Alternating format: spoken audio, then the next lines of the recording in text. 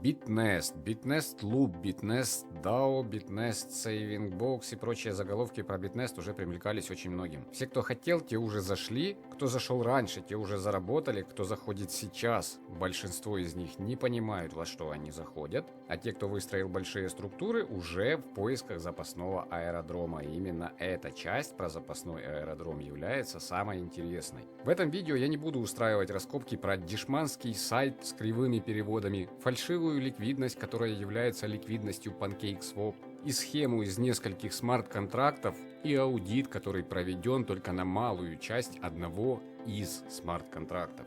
Обо всем этом я уже рассказывал в предыдущем ролике. Если вы перейдете на канал, опуститесь немного ниже, то вот он. Стоит ли вкладывать в BitNest в 2025 году?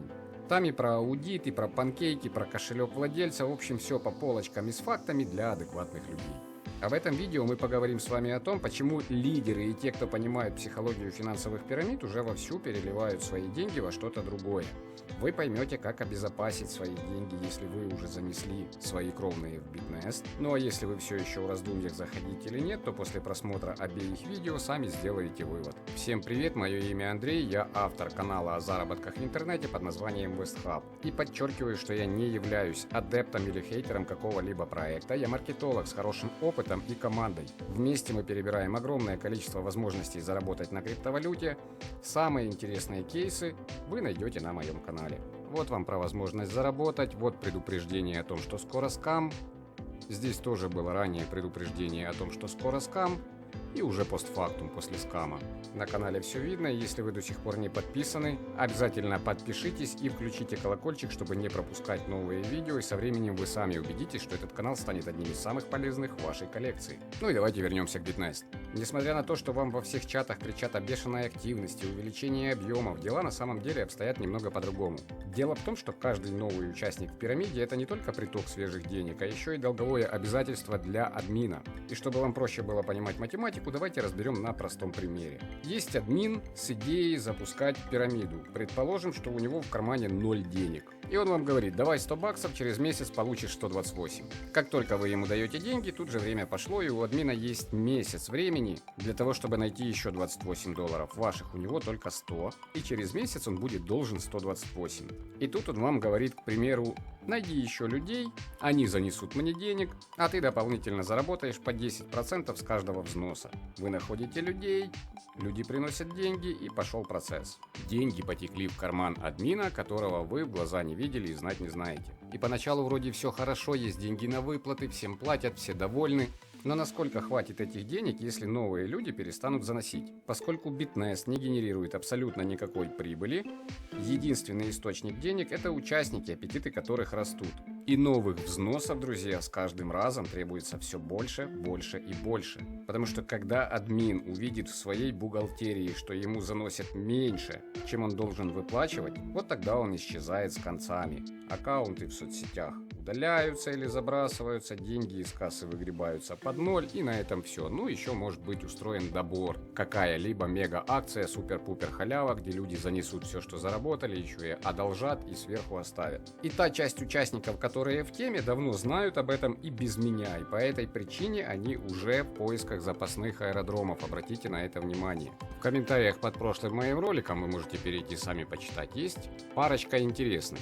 И вот здесь вот человек пишет, куда ведет ссылка на бота, про который я говорил в конце ролика. Это, видимо, человек таким образом хотел меня в чем-то уличить, или я не знаю, какая цель была у этого комментария, но я благодарен за тот самый комментарий, поскольку после него ко мне в личку в Telegram постучалось несколько адекватных и думающих людей из BitNest, которые мне как раз и рассказали, что хотят обезопасить свои средства там, где есть публичная команда и долгосрочная перспектива. Об этом дальше я еще скажу, а теперь давайте зафиксируем. Первое. В пирамидах можно зарабатывать при определенных условиях, если вы туда заходите в начале и если у вас есть стратегия выхода. Второе. Примерная статистика в пирамидах 25/75, где 25% зарабатывают или выходят при своих, а остальные 75% всегда теряют. Третье. В число тех самых 25% входят люди, которые хорошо понимают все то, о чем я сейчас говорю, и они уже перекладывают свои деньги в более надежные направления. Поэтому, друзья, если вы здравомыслящий человек, вам пора задуматься, как и когда вы собираетесь вытащить прибыль из пирамиды. Лично я на своем пути потерял не один десяток тысяч долларов в пирамидах, пока не понял, что момент выхода из пирамиды также важен, а может быть еще более важен, чем момент входа.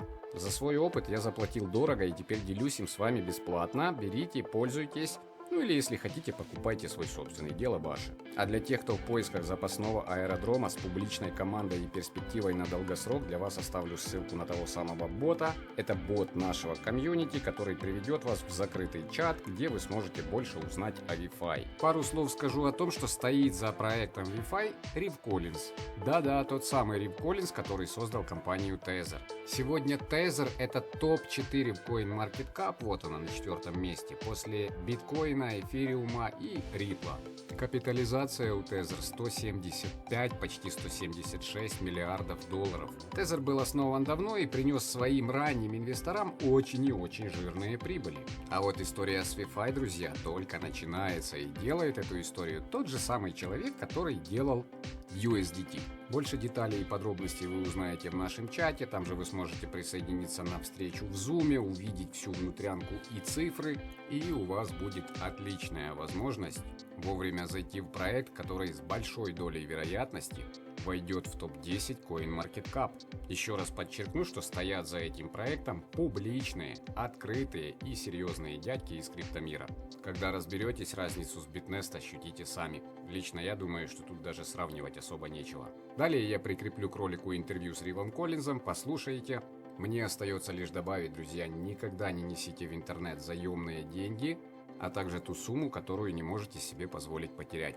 Благодарю всех за просмотр, за лайки, комментарии и за подписки. Ну и до встречи в следующем видео. The next piece in delivering on the promise of blockchain, which is democratized access to high quality financial services for the world. We're finally ready for that. And so that's my company called WeFi. So that's wefi.co. And it is a neobank. We've coined a new term called neobank, a decentralized on-chain bank. So there's banking in the traditional systems, and then the neobank, which is using the traditional system, but with no physical presence, just online. And the neobank is, instead of using the traditional system, it's online, but it's using the future system, the blockchain. And so what that enables is just better services at cheaper rates, because the blockchain does what the regular system does, but just much, much, much more efficiently and on a global scale. And so we've packaged and simplified the complexities of utilizing blockchain-based wallets and making investments in DeFi and different things like that. We've really created a very simple and friendly user interface and beautiful brand around it called WeFi. So people can then just get higher quality services. So the first product is a card, and then it'll be lending, and then it'll be actually earning high yield on your savings account, above 10%, and then access to DeFi investments all through this user interface. And has that launched yet? That's launched. Okay. Yeah. And the beauty of WeFi is we're also putting the community first, and WeFi is truly delivering on the promise of Web3, which is ensuring the community is the one that gets rewarded for participation. So there's a token. So we have an ITO, which is an initial technology offering, and people can buy into that, which mines WeFi tokens, which power the network and provide all the rewards. And since we're doing that type of sale, because then tens of thousands of people, and soon over 100,000 people, will be investors and customers. Because while we do provide very efficient banking services in a very beautiful package, there are a lot of people providing banking services. So how do you get ahead in that? You get lots of customers by making them your investors and by rewarding them the most and by giving them the rewards of the network. And the larger the network grows, the more the consumers get. So that's the approach we're taking with WeFi, and really focused on the countries that do need it most. And so very excited about that rollout, going to Bangkok the end of this week, actually, for a big event there, and really proud to see that one come to market also. Right, and you said the countries that need it the most, so like Bangkok, or is that one of the ones that, you know? Yeah, lots of Asian countries, and where there's large populations that are underserved by the banking system, it's a global problem, that's for sure. Right. But we are focused right now in Asia, but it's rolling out in a lot of different countries. Right. Yeah, maybe we'll see it in the United States at some point. Yes, but that, in order for it to come to the United States, it needs to be more than just the regulatory winds at our back. It needs the regulations to be passed and set, and we need to understand how to navigate the regulatory landscape in order to not get in any trouble and make sure that we're adhering to everything. So it's in the beginning, it's easier to kind of roll these things out overseas where we hold ourselves to those standards, but since the standards haven't even been set yet, you just never know what will happen. But yeah, it should be coming to the US soon as well. Awesome. Well, I'm excited for that.